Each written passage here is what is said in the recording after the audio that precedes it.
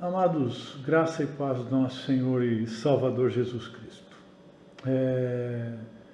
Mais uma vez reunidos dessa forma, mas acreditando que Deus está no controle e no devido tempo essa situação vai mudar. Vamos orar. Feche os seus olhos aí onde você estiver. Pai amado, obrigado, Senhor, obrigado por mais um dia de vida que o Senhor nos concedeu. Obrigado, Pai, porque nós podemos de fato confiar no Senhor em todos os momentos, sabendo que não importa o que aconteça, como aconteça, o Senhor é Deus e o Senhor continua sendo Deus.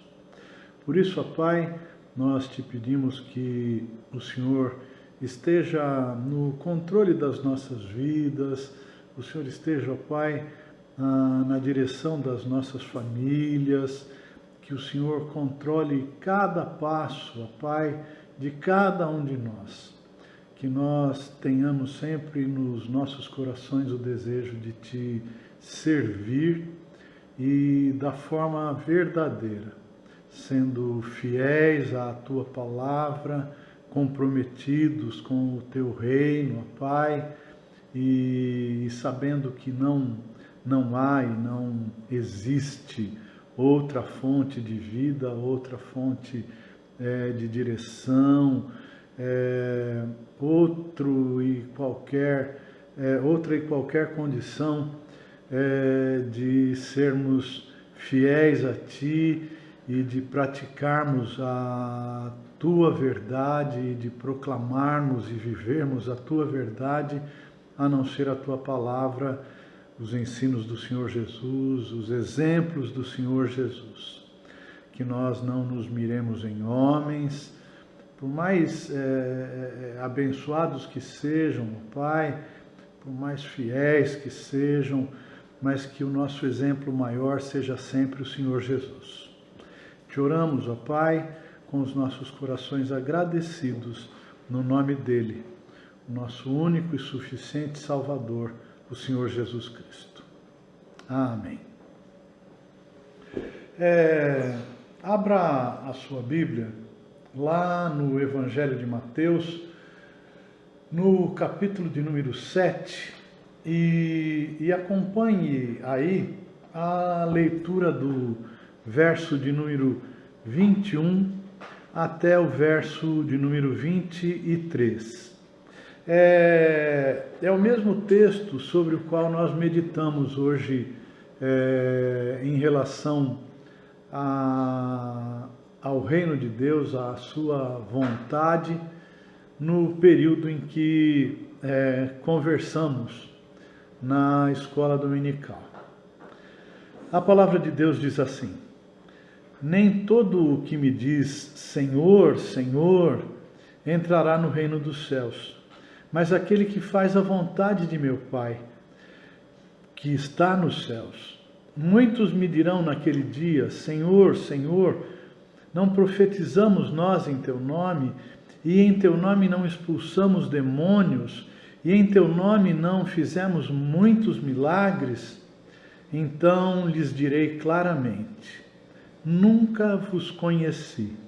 Apartai-vos de mim, vós que praticais a iniquidade. Amados, quais lições nós podemos aprender nessa passagem também?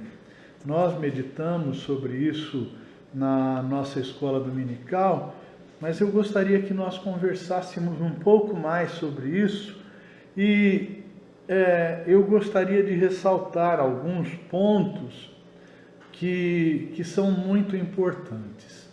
A primeira lição é de que uma declaração de fé no Senhor não garante o acesso ao reino dos céus. Nem todo o que me diz Senhor, Senhor entrará no reino dos céus. Palavras podem ser vazias, fúteis, podem ser, inclusive, meros instrumentos para convencer alguém, para tentar demonstrar a alguém que de fato seguimos ao Senhor Jesus e que fazemos parte da família de Deus. Mas uma boa relação com Deus não é fundamentada somente em palavras. O que é dito pela boca deve ser evidenciado nas atitudes, nas ações e nas reações de quem diz. Não adianta eu sair por aí batendo no peito, dizendo Senhor, Senhor, e desobedecendo e descumprindo e afrontando tudo aquilo que a palavra de Deus diz. Esse bom relacionamento com Deus deve demonstrar uma harmonia muito grande no que eu falo e no que eu faço. Alguém em algum momento disse a uma determinada pessoa que insistia em falar a respeito de Deus e do amor de Jesus, mas tinha uma vida completamente separada daquilo que dizia. Então, nesse momento em que ele insistia com alguém, essa pessoa disse para ele assim: olha, os teus atos, as tuas atitudes falam tão alto que eu não consigo ouvir o que você diz. Que triste, não? Triste. E nós temos vivido dias assim, as pessoas falam uma coisa e vivem outra. As pessoas confessam uma coisa e defendem outra. As pessoas falam a respeito da verdade e defendem a mentira. As pessoas falam do amor e odeiam as pessoas. Tiago disse que sem a vida prática, sem a realidade do que vivemos, a nossa fé não faz sentido, ela é vã. Um outro aspecto ainda aí relacionado a essa questão de confessarmos e não vivermos, a palavra de Deus, lá em João 13:35, diz assim: nisto todos conhecerão que sois meus discípulos, se vos amardes uns aos outros. Alguém que tem Cristo como Senhor da sua vida, sem dúvida alguma, é alguém que ama o seu semelhante, se preocupa com ele.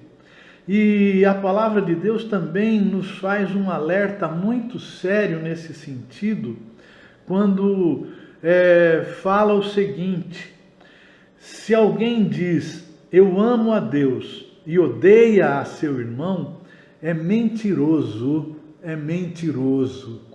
E o pai da mentira todos nós sabemos quem é, não é? Pois quem não ama ao seu irmão, a quem vê, como poderia amar a Deus a quem não vê? A aplicação daquilo que o Senhor Jesus disse pode ser compreendida da seguinte forma: eu estou de fato obedecendo a sua palavra, eu tenho amado o meu semelhante, eu tenho colaborado para o crescimento do reino de Deus aqui na terra. Lá em Lucas 6:46, a palavra de Deus diz assim: e por que me chamais Senhor, Senhor, e não fazeis o que eu digo? Uma segunda lição que o texto nos demonstra é a de que ninguém entra no céu por fazer boas obras. Muitos me dirão naquele dia: Senhor, Senhor, Não profetizamos nós em teu nome, e em teu nome não expulsamos demônios, e em teu nome não fizemos muitas maravilhas? Muitas pessoas fazem de fato coisas extraordinárias, mas o propósito, o objetivo, aquilo que vai nos seus corações, está longe de glorificar a Deus. Está longe de mostrar às pessoas o quanto Deus é bom. Longe de mostrar às pessoas que é Deus quem faz todas as coisas. É triste quando nós percebemos algumas pessoas que se satisfazem com o fato de serem glorificados. Alguns até mesmo adorados, idolatrados pelas pessoas, e aquilo que fazem se torna fútil, se torna vão, se torna sem sentido. A palavra de Deus diz que aquilo que é feito de maneira arrogante, de maneira orgulhosa, não agrada a Deus. A soberba, a autossuficiência, isso não agrada a Deus. E o Senhor Jesus diz de forma categórica sobre isso. E então eu lhes direi abertamente: nunca vos conheci, apartai-vos de mim. O homem não é salvo por fazer boas obras, o homem não é salvo por fazer coisas que provocam nas pessoas admiração. Nós precisamos estar atentos ao que nos tem dado base para crermos na salvação. Nós fazemos as obras para ser salvos por elas. Nós estamos nos baseando na prática de coisas boas para merecer a salvação. Se estamos nesse caminho, nunca é tarde para que nos arrependamos e busquemos aquele que é o caminho, a verdade e a vida. Nós precisamos depositar a nossa salvação na obra redentora de Jesus. E por fim, um perigo ainda maior nessa questão da confiança nas boas obras é que essas boas obras podem ser entendidas por Deus como coisas sem sentido, como iniquidade, como prática de pecado, quando nós não reconhecemos que tudo provém de Deus. Jesus diz que essas obras foram feitas com iniquidade. Nós podemos entender nessa passagem que aquele ajuntamento do que é santo com o que é profano resulta em iniquidade. Fazer as coisas para Deus sem ter uma vida reta, correta, é iniquidade.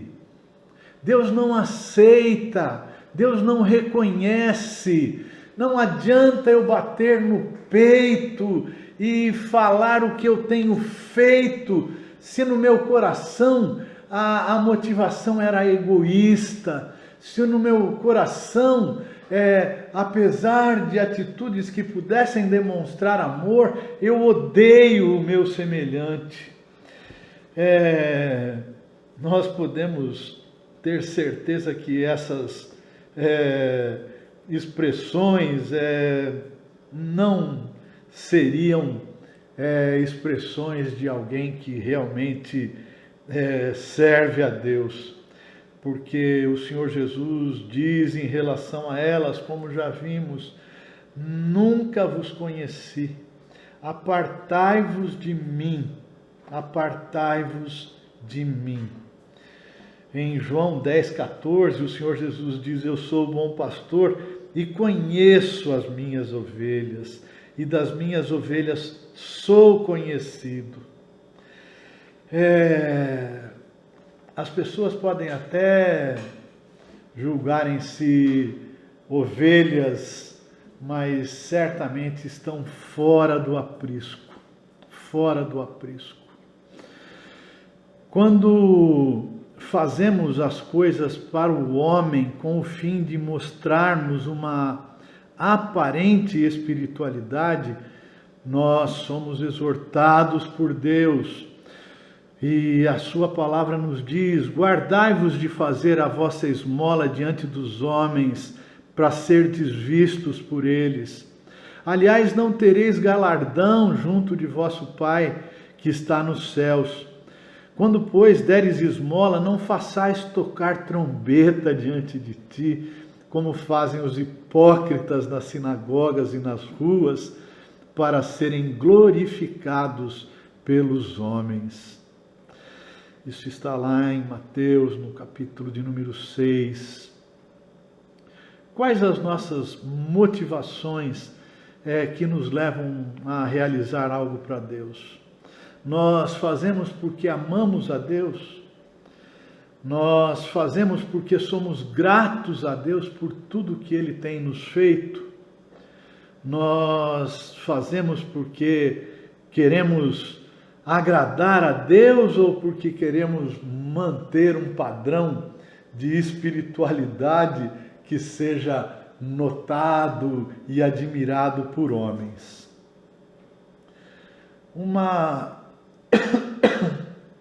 Perdão, amados.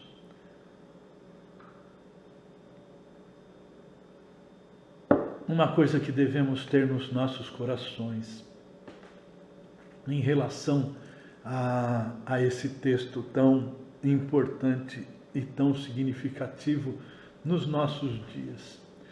Uma declaração de fé no Senhor não garante o acesso ao reino dos céus. Ninguém entra no reino dos céus por fazer boas obras. E pior, as boas obras feitas dessa maneira podem, aos olhos de Deus, parecer como iniquidade, como pecado. Que Deus tenha misericórdia de nós, tenha misericórdia daqueles que têm feito isso, que sejam alertados, sejam